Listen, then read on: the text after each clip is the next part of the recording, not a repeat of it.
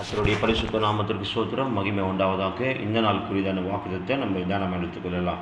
பிரசங்கி 9வது அதிகாரம் 7வது வசனம் இப்படியாக சொல்லப்படுகிறது. நீ போய் உன் ஆகாரத்தை சந்தோஷமாய் புசி, உன் திராட்சரசத்தை மனமகிழ்ச்சியோடு கூட, தேவன் உன் கிரியைகளை அங்கீகரித்திருக்கிறார். கர்த்தருக்கு ஸ்தோத்திரம், மகிமை உண்டாவதாக.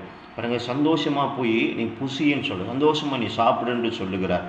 ஆமாங்க பிரியமானவர்களே, நீங்கள் எத்தனை பேர் இன்றைக்கி அப்படியா நீங்கள் சந்தோஷம் இல்லாமல் ஆகாரத்தையும் புசிக்காமல் நீங்கள் எத்தனை பேர் அப்படியா காத்திருக்கிறீங்க?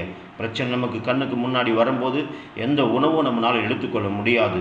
ஆனால் கர்த்தர் சொல்லுகிறாருங்க, நீங்கள் சந்தோஷமாக என்ன பண்ணுங்கள், போய் புசிங்கன்னு சொல்கிறார். பாருங்கள், அடுத்து பாருங்கள், ஏசப்பா அழகாக வார்த்தை சொல்லப்படுகிறது.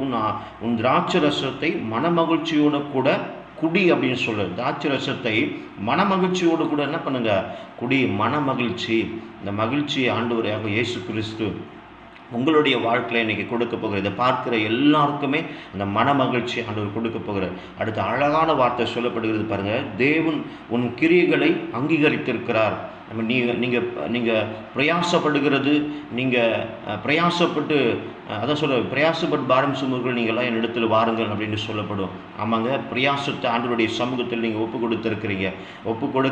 இல்லை ஒருவேளை நீங்கள் ஒப்பு கொடுக்கல, நீங்கள் ஒப்பு கொடுங்க. நிச்சயமாக உங்களுடைய வாழ்க்கை ஆசீர்வாதமாக இருக்கும்.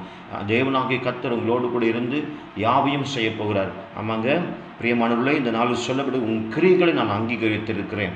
இந்த கிரியைகளை கர்த்தர் அங்கீகரித்திருக்கிறார். உங்கள் பிரச்சனைகளை கர்த்தர் அங்கீகரித்திருக்கிறார். உங்களோடு கூட இருந்து பெரிய காரியங்களை கர்த்தராக இயேசு கிறிஸ்து செய்ய போகிறார். நிச்சயமாக உண்டாக போகிறது.